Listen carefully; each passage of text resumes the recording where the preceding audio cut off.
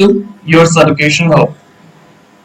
So today we are going to start with a new chapter which is Nutrition in Animals, and this is from class 7 CBSE board. This is a second chapter from biology, and this is your master teacher Shobhra Baran. So let's start with the chapter.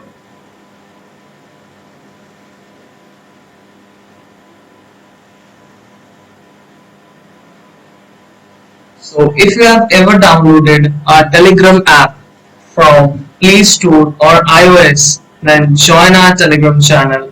All kinds of PDFs, workbooks, tests, notes will be given in this channel itself. The link of our Telegram channel is given in the description box below. So join the channel as soon as possible.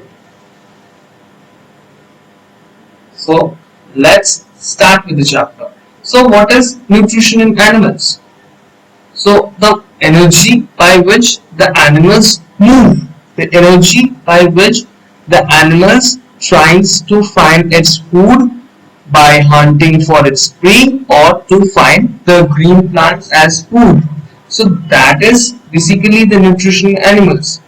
So the nutrition, from where does the nutrition the animal gets? From the food the one animal eats. Now for example, the wolf or the jackal, the kind of food they eat, the flesh of animals. So the nutrition what they get from the other animals, so the kind of nourishment that they get from other animals is the nutrition. So the nutrition is present in each and every food that the organisms used to have. So basically the feeding habit of each and every organism. So the nutrition in animals depends upon the feeding habits of the animals. So the nutrition in animals is basically depending upon the feeding habits, the feeding habits of the animals. Now the process of taking the food in is called the ingestion. The process of taking the food inside our body is called known as the ingestion. The method of ingestion,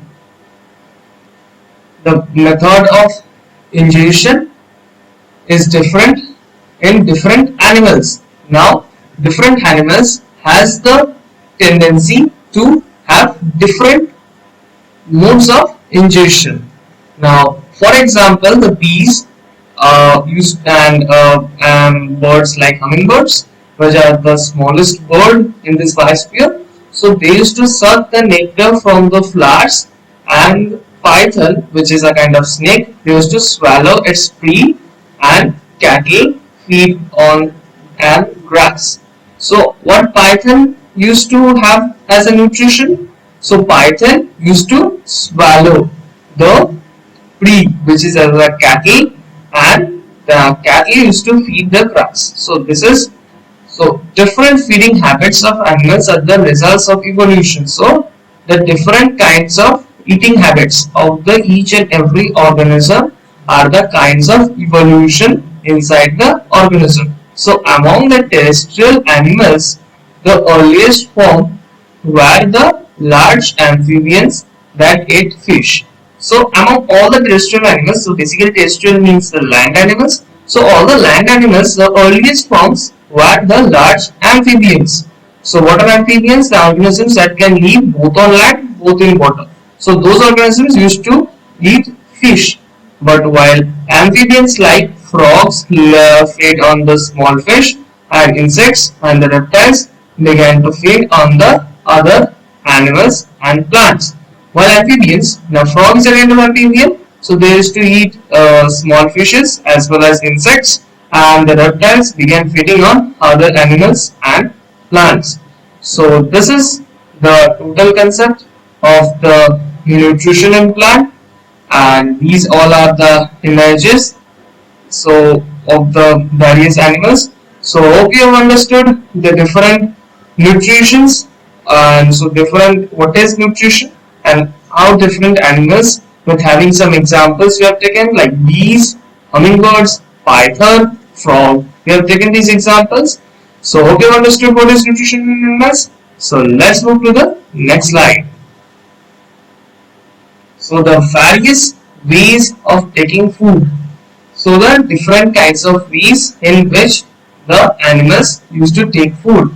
Like this chart is basically shown. So take a snapshot of it. It will help you in from the exam point of view. So let's discuss about it. So the snail is the first name, and they used to feed on the kind of food they used to feed on is grass, and the mode of feeding is basically the chewing. Now here is ant.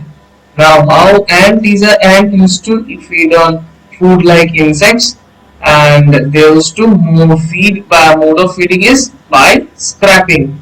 Now animals like eagle, now they used to feed the flesh of other animals, and they used to basically swallow the food.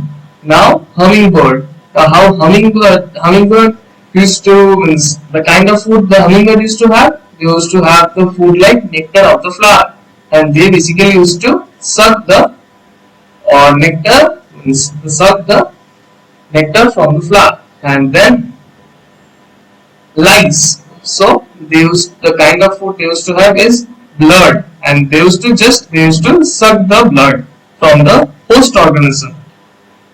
Now the mosquito. So mosquito is the kind of food mosquito is having is basically the blood, and they used to suck the blood from the host organism. Now the butterfly, the second last animal, which is they used to kind of food they used to have the taking the nectar as a kind of food, and they used to basically suck the nectar.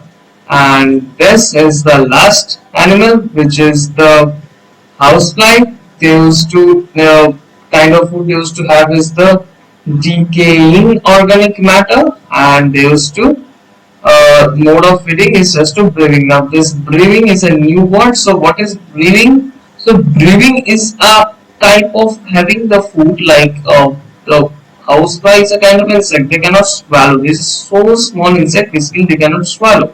So what they do, they used to split a kind of enzyme from their mouth, and while splitting that enzyme from their mouth, they used to take this enzyme which has been which had taken the food which is being the decaying matter, and that enzyme has soaked the food, and they used to drink or brew that just the liquid that they have been given out.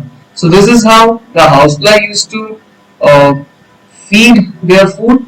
So these are all the various ways of how the feeding used to occur. So hope you have understood about it. And these we have taken as the just a small number of animals. There are also a large number of animals that we used to feed, but then we have taken some common animals that we used to see in our daily life. So hope you have understood about it for the various ways of taking food. So let's move to the next slide. So the starfish. So starfish is a aquatic organism which used to live in deep oceans, and they basically used to feed upon the other organisms. They used to feed on other organisms. So let's read what it defines. So this is the common starfish is the Asterias rubens. This is a scientific name called the Asterias rubens, and then this is one of the most commonly known and seen well studied starfish till date. Now this starfish we have seen till date, which is the Asterias rubens, and we until and based on this Asterias rubens, the common starfish we have been well studied upon. Now the common starfish aren't choosy eaters and are predatory in nature. They literally eat anything that they can get their arms on. Basically they eat anything, each and everything that has been found in there, and they literally eat anything that they can get their arms on. So like you have seen how a store looks like. So basically I am drawing a star. So this is I am just drawing on the basis of that triangle shaped stars. Now yeah, so these are the arms of the stars. So based on these arms, the things that they able to found while they used to search for the predators for having the feedings. So based on this, they used to feed themselves. So based on this arms, the kind of food they used to get, they used to feed themselves. So they feed on the wide variety of organisms, but the most common the organisms that they used to feed upon are organisms like mollusks. Mollusks are kind of group of organisms which you will be learning in higher classes. Now, aquatic annelids, which also we will be learning about higher classes, is a kind of the diversity of the living organisms. Now, small crustaceans, and then dead fish, and other echinoderms. So these are the kind of organisms they used to feed upon. Now the notable and well-known predatory species include Asterias forbacea, this is a scientific name, Asterias vulgaris, and Asterias rubens in the Atlantic, Asterias ameliorasis, and Coscinasteres, especially which is being found in Pacific Ocean. Now these all are notably which are a well-known predatory species, and these are being found in the Pacific Ocean. Now they can hunt the prey much larger than their mouth, and some can also eat algae or organic detritus if they need arises, if the need of their food, the starfish, if the need of their food arises, then they used to have these kind of food as well, like algae or organic detritus. Now as the starfish are slow moving, they used to the same way the food that they prey upon are usually attached to the rocks or otherwise unable to escape quickly. Now as the starfish are slow moving organisms, like we know as seahorses, they are the very slow moving organisms like that only. The starfish are also very slow moving organisms, and they used to have the same way the food that they prey upon and are usually attached to the rocks or otherwise unable to escape quickly. Now they are aggressive hunters as well, not in the sense that they are aggressive to humans, but then they are so aggressive towards their prey, like the shellfish that come can eject their stomachs out their body to capture their prey. So the aggressive hunters, that not like the sense with the aggressive to human beings, but then they are so aggressive that they just too aggressive towards their prey, like the shellfish, that some can eject their stomachs out of their body to capture their prey. So this is the whole concept of the nutrition to starfish, and upon which the starfish used to feed upon. So hope you have understood the concept of the nutrition in starfish. So let's move to the next slide. This is what the digestion in humans. Now the digestion in humans is a very big topic as well as a very big concept, but in your class we will be discussing about the intro of it. Just a slight concept we will be giving you in class 7, and we will be discussing about digestion in humans in a little more in detail, and means not in detail we will be doing, not in little more, in a vast detail we will be going on in the higher classes. So let's start the digestion in humans. So digestion in humans of the human body comprises a group of organs working together to convert food into energy for the body. Anatomically, the digestive system is made up of the gastrointestinal tract along with the accessory organs such as the liver, pancreas, gallbladder, and the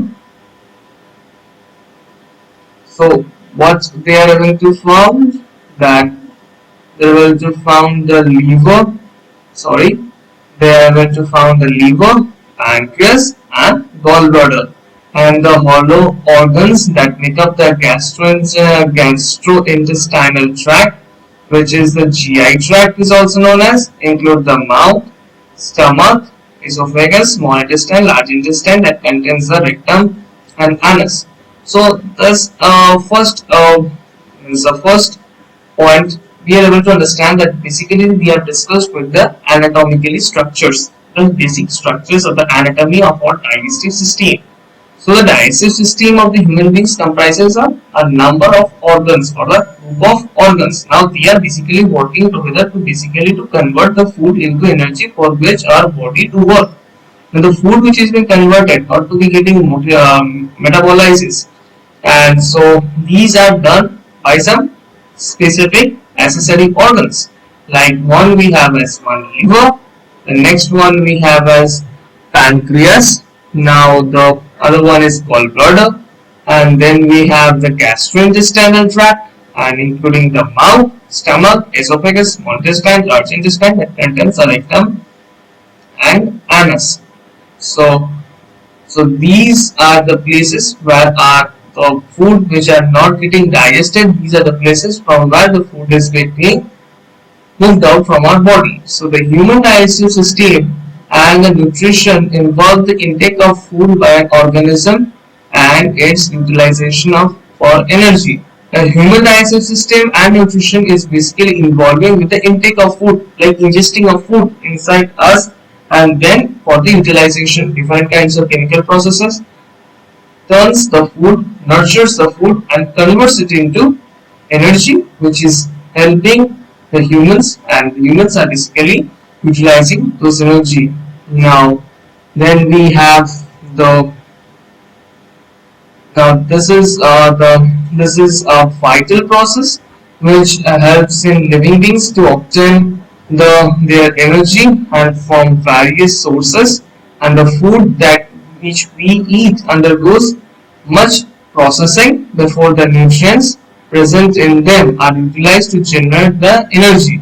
Now the energy is being generated, and this is the food, the nutrients that we used to get from the food that is being used to produce energy.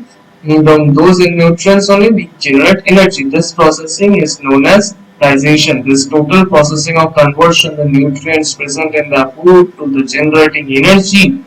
This process is known as the digestion. Now, the humans and other animals have specialized organs and systems for this process. Now, like humans, there are other specific organs that also have different specialized organs for the process for continuing with this digestion process. The digestion process involves a alimentary canal, which is along with the various accessory organs and the organ systems, by which in humans the process is quite simple due to our monogastric nature. Now due to our monogastric nature, the process is quite simple, and this means that we have one chambered stomach.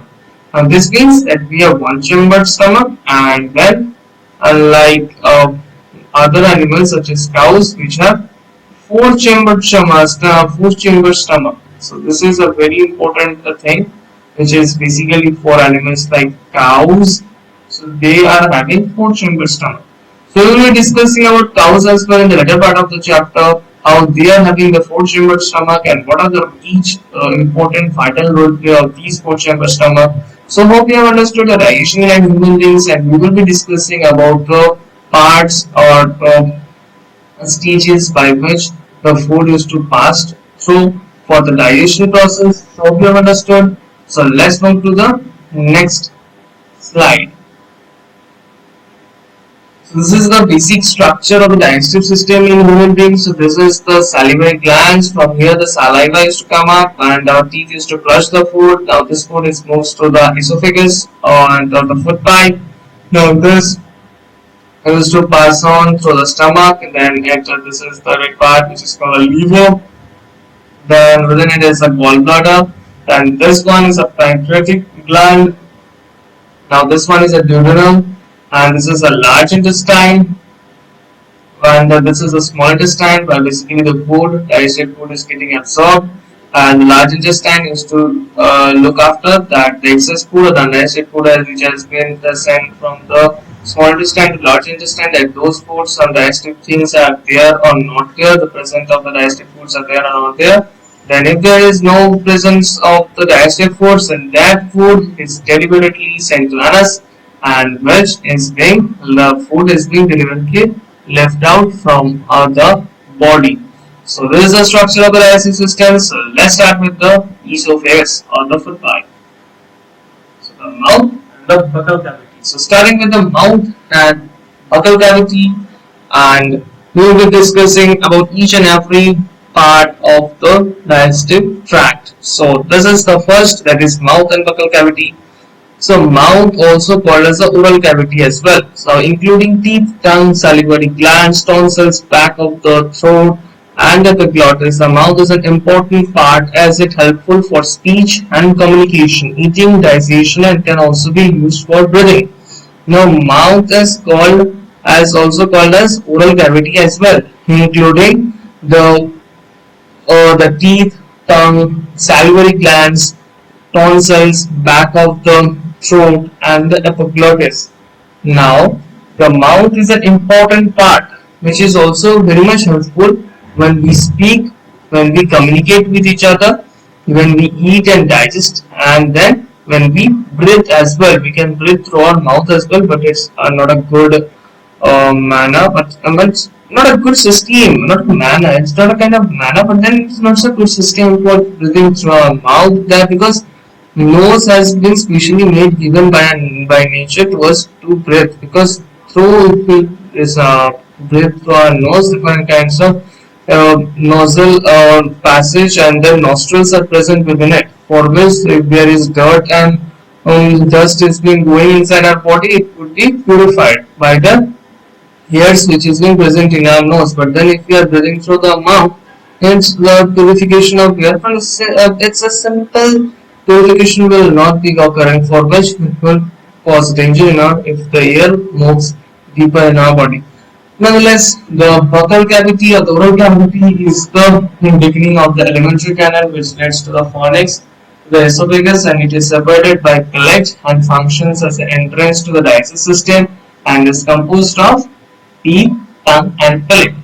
The buccal cavity or the oral cavity is the beginning of the alimentary canal, and it leads to pharynx, then esophagus, and then the palate, and functions as an entrance of the digestive system. Now this is the entrance of the digestive system, which is composed of palate, teeth, tongue, and the process of taking food into the body is called the ingestion. So we are basically ingesting the food and starting the digestive system, which is deliberately from our mouth.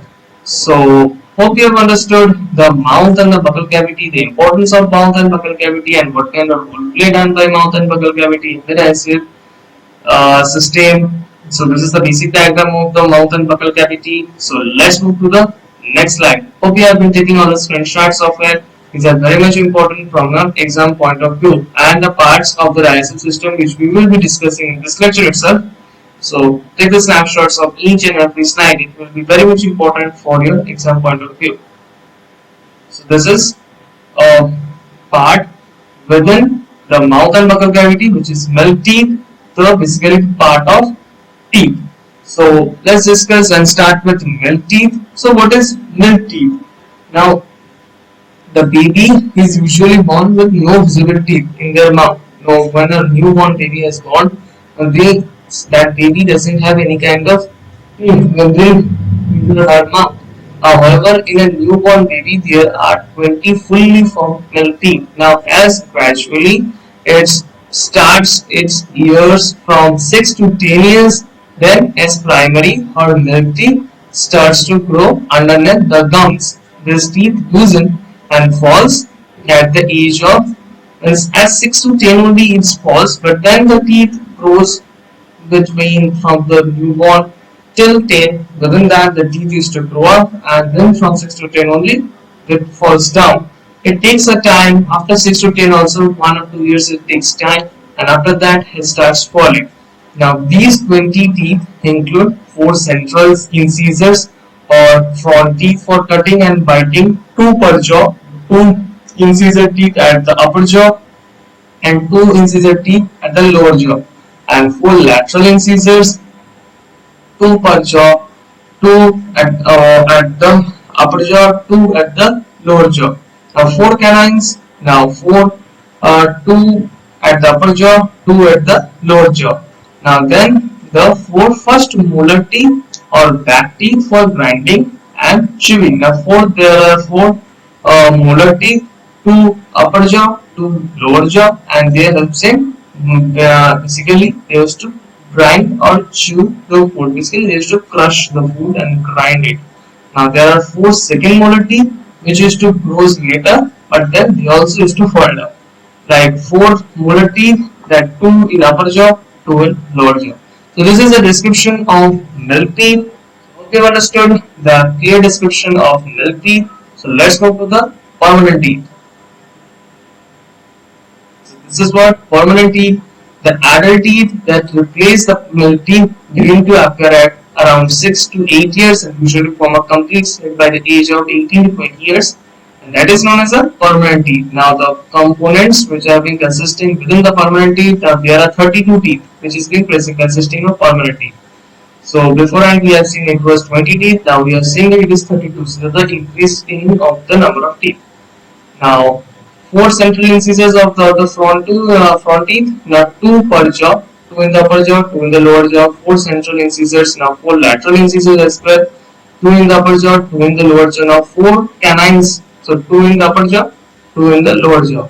Now eight premolar teeth, four in the upper jaw, four in the lower jaw, four first molar teeth or back teeth, which is two per jaw, like here in this diagram what we have described. So two in the upper jaw, two in the lower jaw. Now four second molar teeth or back teeth, two in the upper jaw, two in the lower jaw, and four third molar teeth or wisdom teeth, which is two in the upper jaw, two in the lower jaw. So this is the basic diagram of the permanent teeth. Hope you have understood the permanent teeth as well, and the years in which we will be able to see that the permanent teeth are simply constant, and this permanent teeth will be existing till what kind of life expectancy each one is having. Like a person who is surviving for an age of 80 years, from that on itself, the permanent teeth will be surviving with him. And the person who has been died unfortunately in the age of 40, that person is also having a permanent teeth only. So this permanent teeth will not be breaking down to another kind of permanent teeth. This is the final teeth that has been given us by the nature. So hope you have understood the permanent teeth. So let's move to the next slide. So this is the food pipe or the esophagus. Now the function of food pipe and the esophagus is the second part of the digestion, in which the food passes through this part also, which is the food pipe, or it is also known as esophagus. Now esophagus is also called the food pipe. It is a singular name. It runs along the neck and chest. Now within the chest there are two pipes which is windpipe. One is windpipe, one is this esophagus, but the food moves through esophagus only. Now the food from mouth after swallowing passes into esophagus and pushed down to stomach by a special movement called peristalsis. So the food is being moved by a process called peristalsis, and then this peristaltic movement takes place through the alimentary canal, pushes down the food downwards direction. Now this food is consistently makes the downward direction by the peristaltic movement or the peristalsis, the process of peristalsis, and at sometimes the stomach is not ready to take up the food, causing vomiting. When the stomach is eating too much food. Now if we grab too much food at different point of time in the day, then the stomach will get indigested or ingested, it will become, and for which the stomach will not be able to grab as the space is getting lower and lower, and for which it will cause indigestion, and for which we will be doing vomiting, and then it will start expel out, and this food then again, and due to the pressure we consider, so the food again moves upwards, and through our mouth we do vomiting. So This is the total mechanism of food pipe or the esophagus in the digestive system. Hope you have understood, and the effect when the too much food we have been put it inside our stomach. So what happens then? We have also discussed about that also. So hope you have understood about that. So let's move to the next slide. So this is we are going to discuss with the stomach. Now what happens in stomach? The stomach is a thick walled bag which is which is its shape is like a flattened U, which is like a U shape, and then it is the widest. Like if you flatten it, it will be in U shape, and it is the widest part of the alimentary canal. That's the widest part, biggest part, and it receives food from the food pipe at one end and opens into the small intestine. The upper part is the food pipe from which the stomach is getting the food, and the lower part is through it is transferring the food to the small intestine. Now then, the inner lining of the stomach is being secreted with mucus. Now hydrochloric acid is getting secreted within our stomach, for which the inner lining of our stomach needs some protection, because hydrochloric acid is a very concentrated acid. So for which it is having a mucus inner lining, so that our stomach inner lining doesn't get damaged. And then the mucus protects the inner lining of the stomach, we have now already discussed.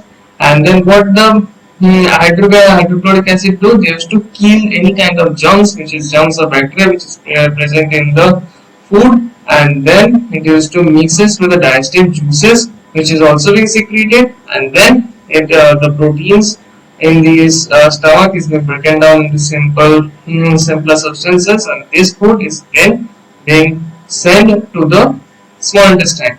So hope you have understood the mechanism of the stomach as well. These are very simple concepts, and it will be very much be able to understand if you are carefully being listening, and if you have read the NCERT book only once. So it will be very much clear to you people. So hope you have understood the stomach.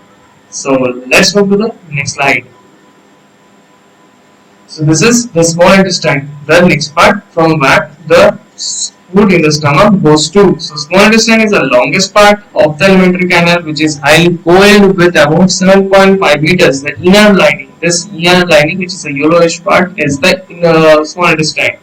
Now it secretes intestinal juice. Different kinds of gastric juices, intestinal juices are being secreted, and it also receives bile juice from liver. So this is the liver, and from liver, intestinal juices, liver juices, the bile is to come here, and the pancreas is this one. They used to also give juices so that the food is getting digested properly.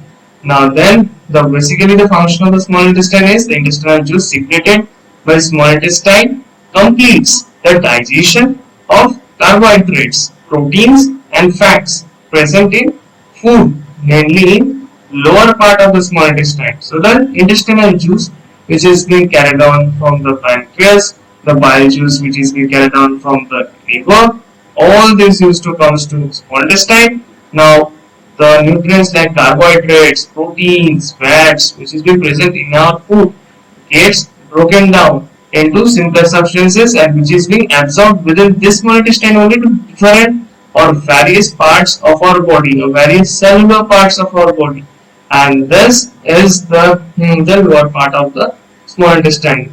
So this is the basic concept of small intestine. Hope you have understood about it. So let's move to the next slide. So this is what the absorption in the small intestine occurs. Now we have been discussing about the absorbing of the food that has been digested to send it to different parts of our body. Now absorption in the process in which digested food passes through the blood vessels in the wall of intestine. Now there are blood vessels which are present in the wall of intestine. Now when the food has been getting completely digested, that food is being absorbed by the blood, and that is being sent to the different parts of our body. Now the inner wall of the small intestine has finger-like projections called villi, which increase surface area for the absorption of the food. For more absorption of the food, there are finger-like projections which are called known as villi. Now the digested food is then transferred to different organs of the body through blood vessels. The last step, which is being done by the blood, is the sending of the digested food to different parts of the different organs of the parts of our body. This is the absorption function that is also being performed by small intestine only. So hope you have understood the small intestine as well. So let's move to the next slide. Hope we have been taking all the screenshot of it. These are very simple concepts, but they are very much important from the exam point of view. This will be helping you in remembering these kind of concepts. These are simply a kind of not a it's a big chapter and it's having so many concepts, so simple concepts are so many there, for which will not make some problem within you, but these will be making you some kind of confusions. So take the snapshots of it as notes or note it down in your copies for the exam purposes. So let's move to the next slide. So this is the large intestine. So what happens in the large intestine? So large intestine is shorter than small intestine. So this is the structure of large intestine. This is basically shorter than small intestine, and it is about 1.5 meter in length. Its function is to absorb water and some salts and from the undigested food material. The remaining waste passes to the rectum and remains there is a semi-solid feces. The fecal matter is being removed through the anus from time to time. This is called egestion. Now the food which is being sent from the small intestine, after absorption, all the digested food which is being absorbed by the blood vessels from small intestine, that has been stored in the small intestine, and this large intestine is taking all the fecal matter and the anus from time to time, and this is called the egestion. Now the egestion occurs. So this is the total concept of large intestine. Hope you have understood the large intestine as well. So this is the last part of our human digestive system. Hope you have understood. So let's move to the next slide and discuss about the digestion system in ruminants and also the digestive system in grass-eating animals as well. This is the digestion system in grass-eating animals. So let's know about the digestion in grass-eating animals. Now, nutrition and digestion are the main characteristics of the living entities and are interrelated. They are very much interrelated with each other. Now, nutrition is obtained from the food after the process of digestion. Now, animal nutrition covers topics such as requirements of nutrients, mode of intake, utilization of food in the body. Some nutrients are complex in nature. They are very much complex and cannot be utilized directly.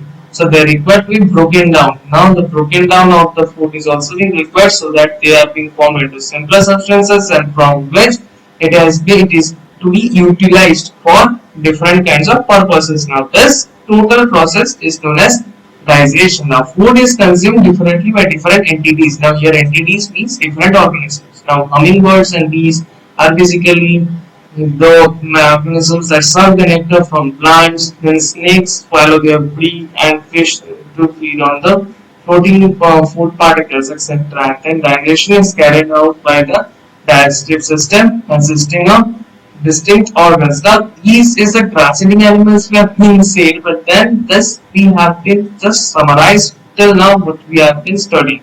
Now we will be basically going on to depth what that kind of digestion that is been going on in the ruminants. That will be the main part, is the digestion in the grass-eating animals. So hope you have understood this one as well. So this is basically the kind of nutrition which is been continuing in hummingbirds and bees. They are also being kind of herbivorous animals only. Now the animals like snakes, which are the carnivorous, they used to swallow their prey. So this is what we have been discussing till now, and this is been summarizing. So let's move to the next slide and discuss about the digestion in grass-eating or the ruminants. So this is the ruminants. So grass-eating animals are known as the ruminants. So animals like cows, goats and buffaloes are basically the grass-eating animals. Now these animals swallow grass quickly and store in sac-like structure. So these are the sac-like structure, and when they are called the rumen. So this is what we call as rumen. This one. So the fourth chamber, the first stomach and rumen forms the first stomach and is fourth chamber. And here the food is partially digested and is called the curd. From here, partially the food is being digested, not totally. But then the plants contain cellulose. Now, grass-eating animals or the ruminants, they used to eat food like grass. Now, these grass contains substances like cellulose. Now, these cellulose are being moved inside the rumen, and from which the just the partially digestion occurs, and from which this is being formed into curd. Now that when the curd is being again sent to the mouth for the chewing. So whenever time we will be seeing that sometimes after the cow is just sitting just alone, but means it's not doing any kind of work like eating or just moving around, you will be seeing that it is just chewing. So that is known as rumination, because the time when the cow used to eat its food in front of it, it used to grab all the food that it can have it inside its stomach. So as soon the food gets over or the food is being taken over, it starts to just chew. So why they used to chew? Because of this mechanism called a rumination. Now this small lumps of ruminants again moves to the mouth of the cow. Now they used to then start to chew the food. Now rumination is aided by bacteria present in rumen. There are some bacteria are also being present that is helping to break down the cellulose which is being present in the plants. The digested food is then passed on to the reticulum, and some animals including the humans cannot digest cellulose. It's not our capable, we are not much capable, not much, we are not capable only to digest cellulose. But its complex structure, it is very much complex. Never have a grass inside your mouth, it will not be able to digest. When you will be going to washroom, the grass will be coming out, which means but it will be not be able to digest only. So that's why we should not have any kind of cellulose food. So some animals including rabbits, horses have large sac-like structures called the scissor, which is present between the food pipe or the esophagus and the small intestine. The cellulose present in the food is presented by the action of bacteria and humans do not possess. So we cannot do that. Means sometimes when we are getting too much food, we grab all of them and it goes to like the procedure, like the mechanism inside the rumen.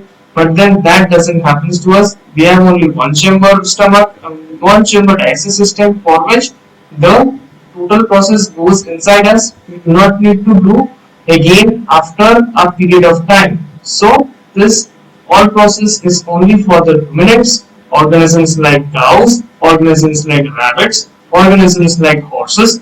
They used to do these kinds of mechanisms because they have food chamber and digestive system, and they used to basically have the digestion like this mechanism only because the cellulose is being presented within their food.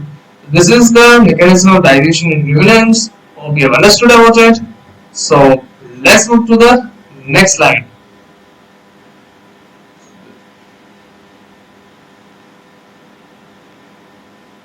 So the feeding and digestion in amoeba. So how feeding and digestion in amoeba occurs? Now basically amoeba used to move in the process of pseudopodia. Now they used to, if they have used to found any kind of food particle, they used to move by pseudopodia by process and used to grab the food and ingest the food.